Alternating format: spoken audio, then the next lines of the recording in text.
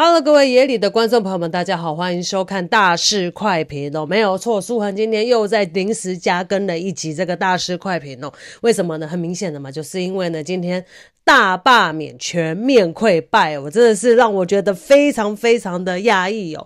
本来呢，这个我相信有订阅书恒频道的人呢，都应该有看到书恒预测哦，应该大概在4到5席左右，因为我觉得再不济，应该也有4到5席被罢免吧。结果想不到0，真的是让大家跌破眼镜哦！没有想到居然最后被罢免居然是0哦，国民党全雷打，真的是让大家真的是非常跌破眼镜。没有想到民进党居然这么邋遢，真的很夸张。但是呢，其实呢，究竟为什么？我觉得我们大家可以稍微复盘一下，为什么今天会有一个如此悬殊的一个这个比数哦？为什么会这个样子？是国民党突然觉醒了吗？是国民党突然间这个得到台湾民众的喜爱跟支持了吗？我想答案是 no， 好吧？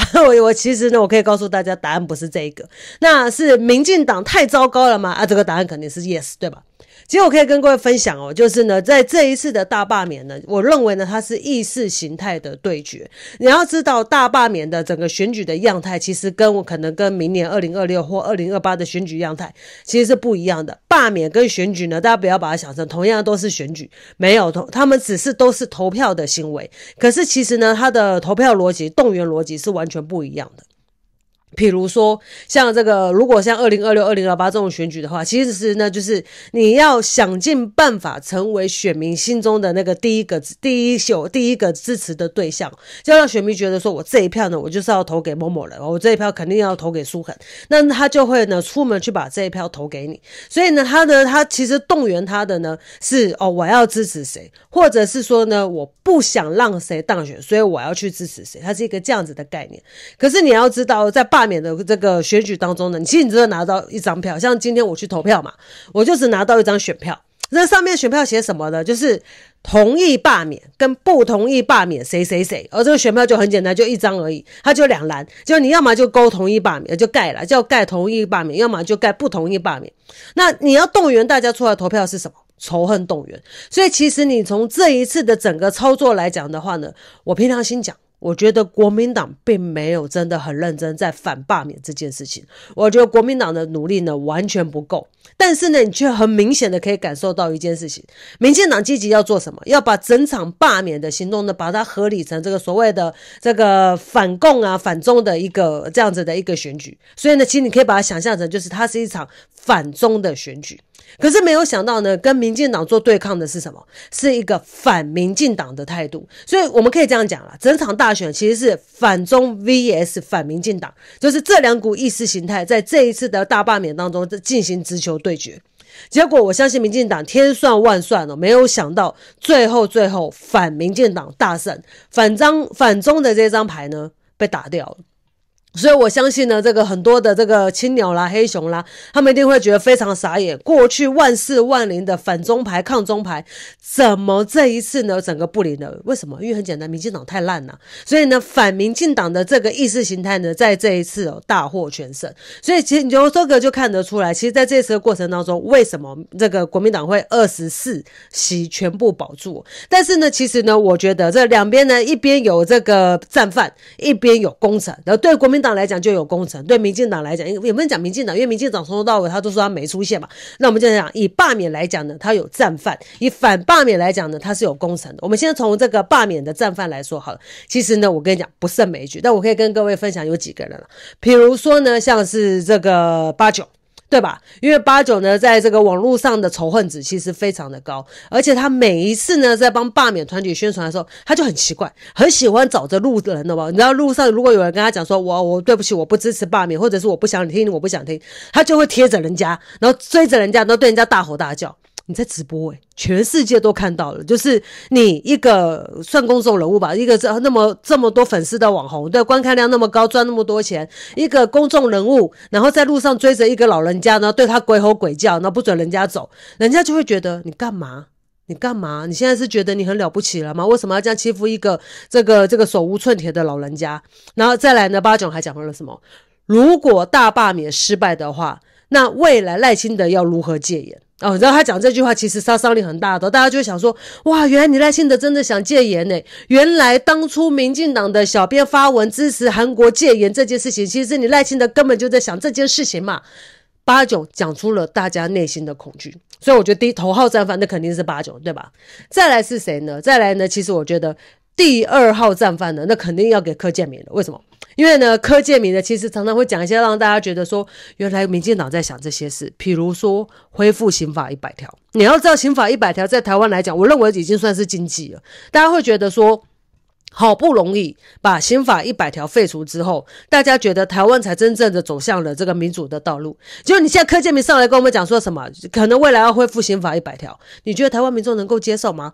再加上你知道柯建铭根本就神预言，到底几号投票呢？他通通都说准了，这超级厉害。你要告诉我你跟中选会没有通气，我相信很多人都觉得那有可能，怎么可能嘛，对吧？所以呢，其实柯建铭呢，让大家就觉得说这场选举其实不是一场干净的选举，这一场选举呢，其实就是行政力强烈介入的选举。所以呢，大家就会觉得说，这不是公平的。这个中选会在审查很多的这个联署书啊、资格啊等等的，肯定当中有很多的问题，所以呢，大家就内心就有很多的疑问嘛，对吧？然后再来呢，这个战犯是谁？其实我觉得就是这些侧翼，也就是这些霸团哦。这些霸团呢，在路上呢宣讲的时候，我刚刚不是讲嘛，像89就追着人啊，不吵啊、骂啊。那还有很多的侧翼呢，像青鸟、黑熊啊，就是人家在拍照，耶，自拍很开心，到此一游哦。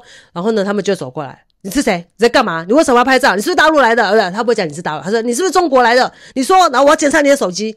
你凭什么检查人家手机？你是警察吗？你不是吧？那你凭什么检查人家手机？所以呢，他的这种行为，大家就会觉得说，你凭什么？你们太嚣张了！我们之前台湾已经沦落到说，我这边耶，然后我还要给你看手机吗？没这回事吧？所以呢，其实他们这样的行为呢，也让很多人觉得很烦。再来是呢，这些霸团呢，侧翼很喜欢干什么事情？出征。到处出征，这个你只要写一个说我不支持罢免，然后就开始这个你祖宗八代都给你骂出来了。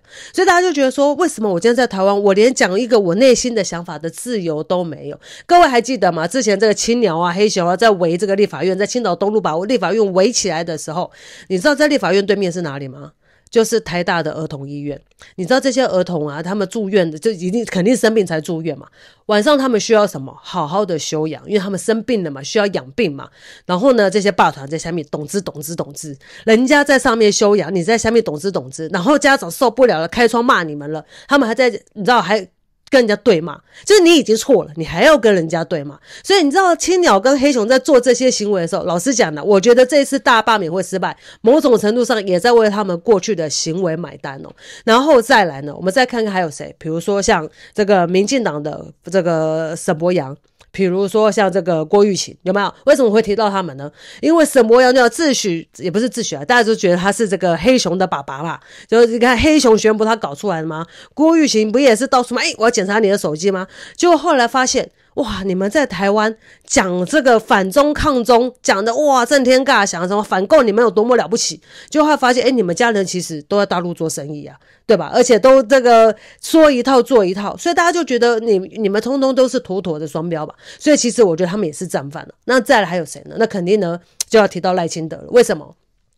赖清德做了2件事情哦，我觉得呢，其实是让整个台湾民众对整个民进党非常反感的事。第一个是什么？他的所谓的团结国家10讲，虽然这10讲呢，最后只讲了4讲，虽然听说后面还有在偷偷讲了1讲，不知道讲了什么东西，但是呢，不管怎么样，他没讲完。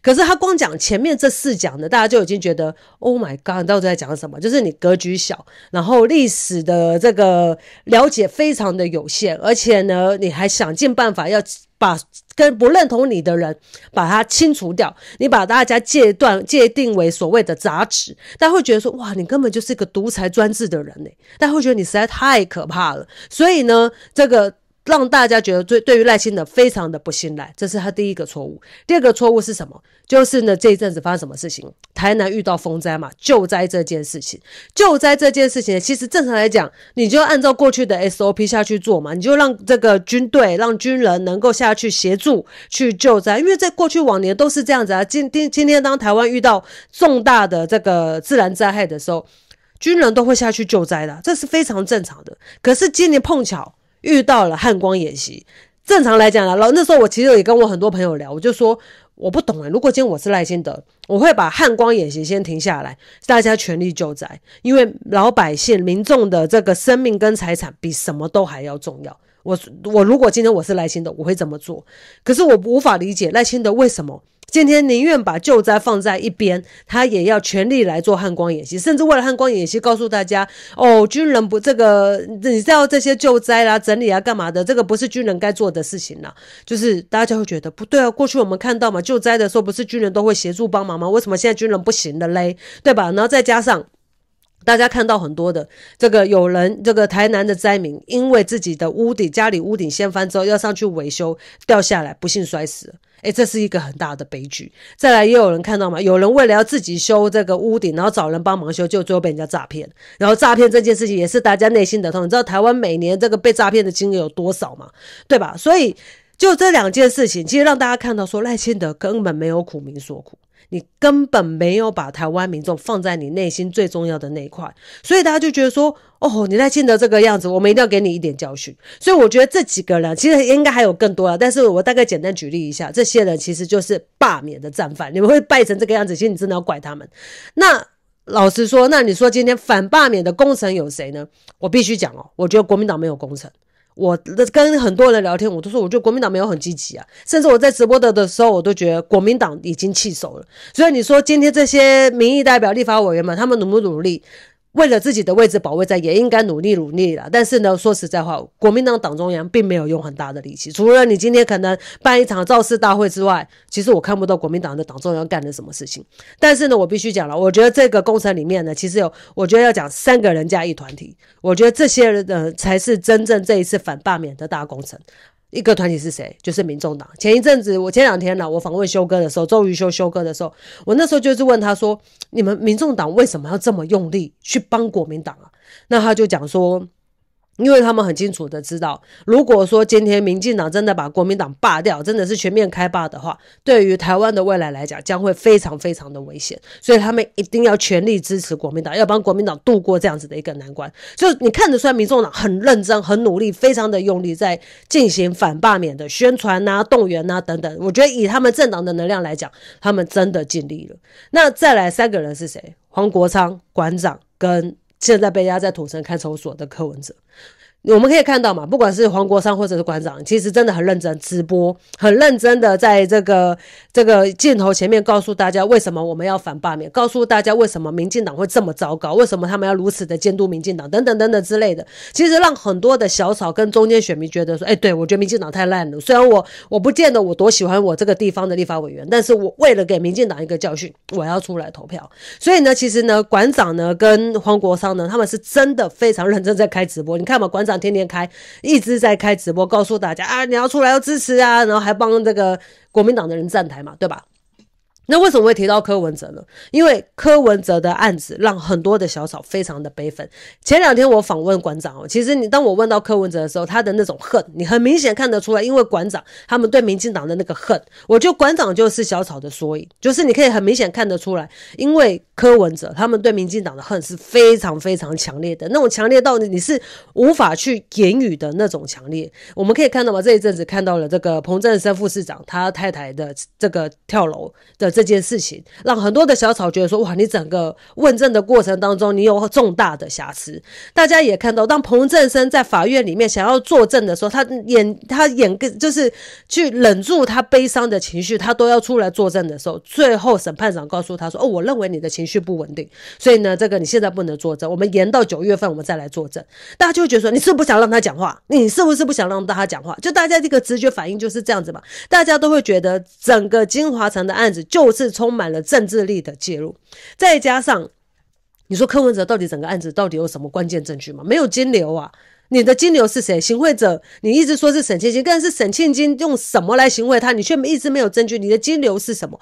你什么都没有的状态之下，你把柯文哲羁押了这么多个月，现在要一路羁押到10月份那你的理由是什么？没有理由的状态下，你可以这样限制一个人的人身自由，然后现在还不让他投票，对吗？在礼拜5的时候就把他的这个投票的要求给他驳回了。所以小草对于民进党的那种恨就会让大家风雨无阻。我有看到网友留言说因为对于民进党的恨，所以他开3个钟头的车回去投下不同意罢免。所以从我刚刚分析你就看到了，这个民进党当然应该讲了罢免的这一边呢，其实有他们的战犯，但是呢在这个反罢免这边呢也有这几位的功臣，因为他们所以呢才有这么悬殊的局势。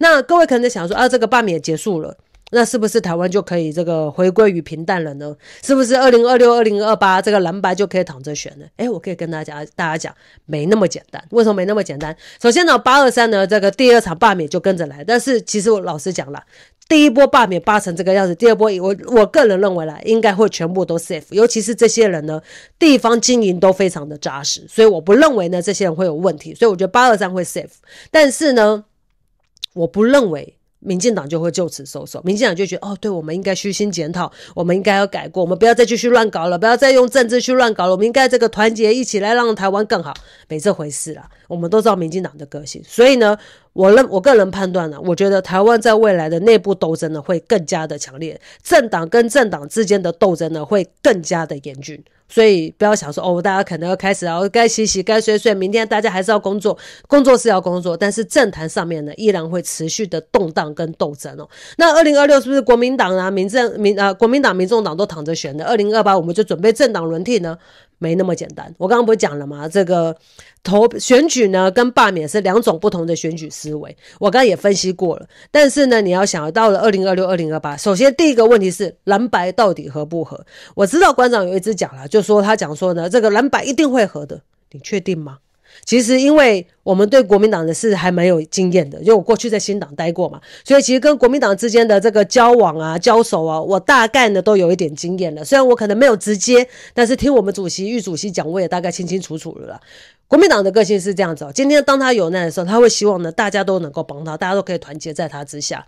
可是今天当国民党嚣张了，觉得我现在打遍天下无敌手，比如说像这个2018的时候他选得非常好，对不对？比如说像2022他们选得很好，对不对？他们都觉得说我选超好，所以呢所以那个这个2020、2024本来就应该要我出来当老大，我来出来选。然后结果最后是什么？最后就是贵州海了了，滚到整个就 K 了了，有没有？就整个选举的就江河日下，就惨了。